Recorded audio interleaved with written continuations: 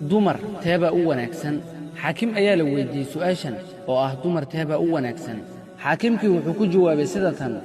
dumar waxaa ugu wanaagsan uguna khayr badan waa midda ku dadaasha cibaadada rabbi waa midda asurta jirkeeda waa midda carabkeeda xafida oo ay ummaddana ka nabadgalaan afkeeda iyo adinkeedaba waa midda u baari noqota zawjkeeda waa midda ku qanacda qadarka rabbi waa midda zawjkeeda guriga uga dhigta janno adduun waa midda khayrka ku qanacda dhibkana ku sabirta waa midda si wanaagsan u tarbiyeysa ubadkeeda sidaas ayuu ku qeexay xaakimkii haddaba walaashayda muslimadda ahay haddaad ku sifaysan tahay tilmaamahan rabbi uga mahdi kuna sii dadaal inaad sidaa ahaato haddaadan ku sifaysnaynna bara oo ka dhig qayb ka mida dabeecadahaaga iyo dhaqamadaadaba waxaan kuu rajaynayaa wanaag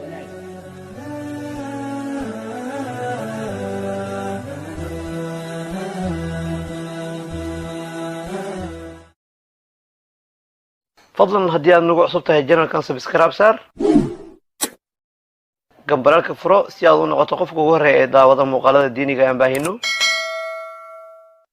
واتقوم مع سنتهاي دعوة شذا مقالة دينا لكن صار وحينو تهدير قلين